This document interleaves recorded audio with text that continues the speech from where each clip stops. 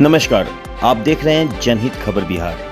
आज जो हम कहानी लेकर आए हैं, बिहार की एक ऐसी घटना जो दिल दहला देने वाली थी।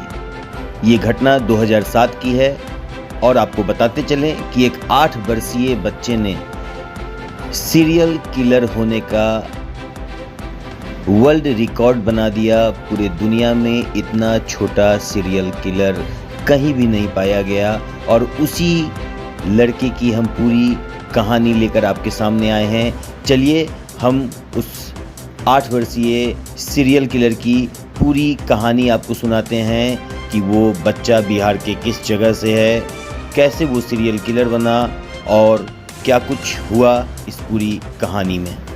तारीख 2007। कहानी शुरू होती है बिहार के एक शहर बेगूसराय से।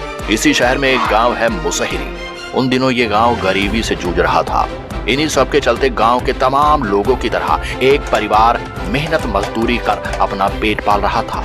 इस परिवार में एक 7 साल का लड़का था और एक दूध पीती बच्ची भी थी। ये दोनों बच्चे अपने माता पिता के साथ रहते थे। इनके बगल में ही बच्चों के चाचा का परिवार भी रहता था। साल 2006 में उनके छोटे भाई के परिवार में एक अजीब घटना हुई। उनकी 6 साल की बेटी अचानक से गायब हो गई, लेकिन उन्होंने इस घटना की खबर पुलिस को नहीं दी। पर पूरे गांव में यह बात धुएं की तरह फैल गई, क्योंकि शहर के मुकाबले गांव में सभी एक दूसरे को अच्छे से जानते होते हैं और सारे बच्चे भी आपस में मिलकर खेलते थे। तो ऐसे में अचानक से एक बच्ची का गायब हो जाना किसी से छुप तो नहीं सकता था। बच्ची खोने के गम में कुछ महीने ऐसे ही बीते, लेकिन करीब 6 महीने बाद इस परिवार की एक 8 महीने की बच्ची फिर से गायब हो गई और यह बात भी पुलिस तक नहीं जाने दी गई। यह बात भी गांव वालों के बीच फैल गई, लेकिन गांव वालों को यह समझ नहीं आ रहा था कि आखिर यह गांव में चल क्या रहा है। सिर्फ 6 महीने के अंदर एक ही परिवार के 2 बच्चे गायब हो चुके थे। ऐसे में ये घटना अब मुसहरी गांव में दहशत के रूप में अपने पैर पसार चुकी थी।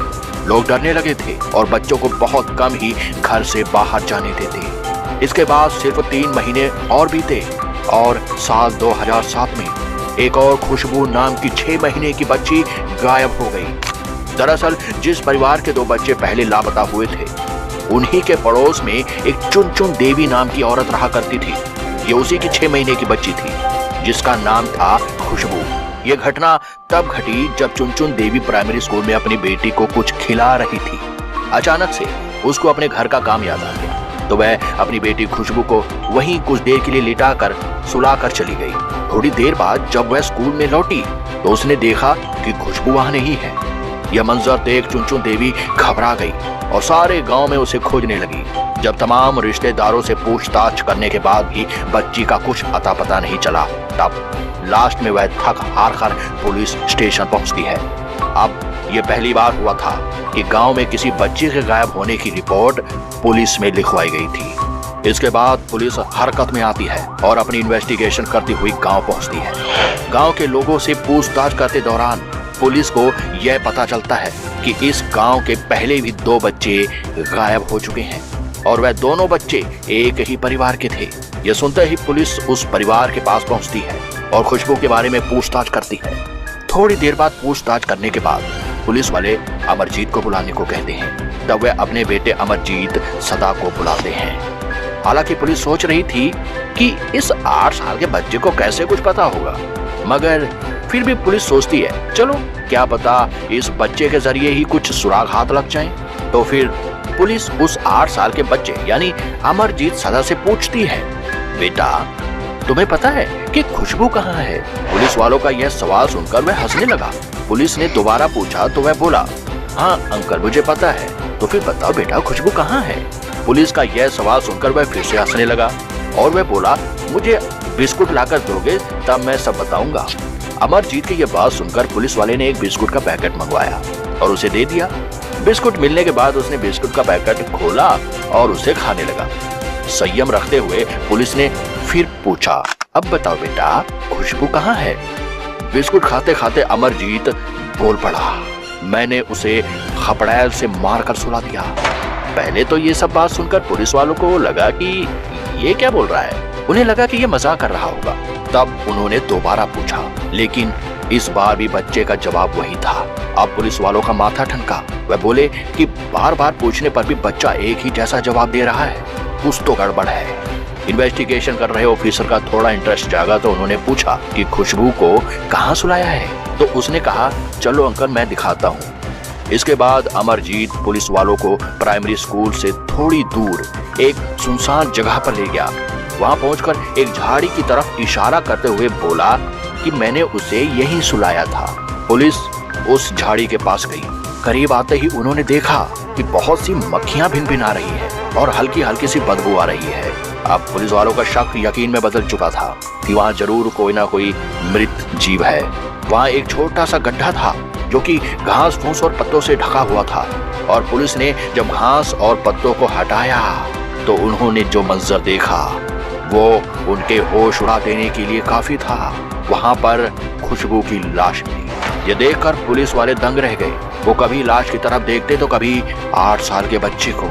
जी हाँ, वही 8 साल का बच्चा जो बोलता कम है और हंसता ज्यादा है, जिससे सिर्फ इसलिए पूछताछ की गई ताकि कोई सुराग मिल सके, मगर अंत में वह बच्चा ही कातिल निकलेगा ऐसा पुलिस वालों ने दूर दूर तक नहीं सोचा था। इसके बाद पुलिस वालों ने खुशबू के मर्डर के इल्जाम में अमरजीत को गिरफ्तार कर लिया और अपने साथ पुलिस स्टेशन ले गए। मगर अंजाम से अनजान अब भी अमरजीत पुलिस स्टेशन और पुलिस वालों को देखकर बस हंसे जा रहा था। शायद उसे पता ही नहीं है कि पुलिस स्टेशन क्या है, पुलिस क्या है और कानून क्या है।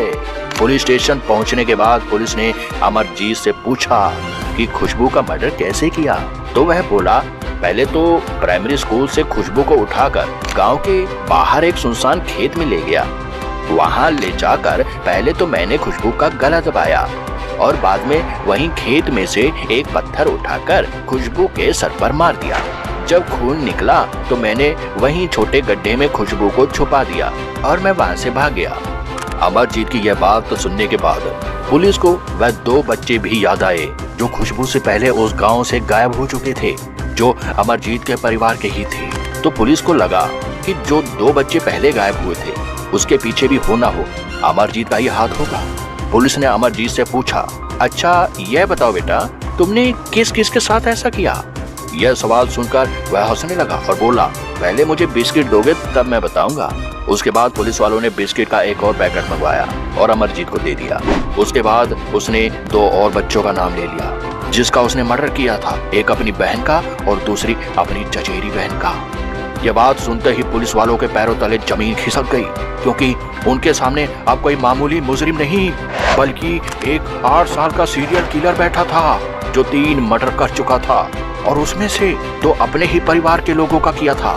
मानो उसके दिल में रहम नाम की चीज ही नहीं और रिश्ते नाते उसके लिए कुछ नहीं।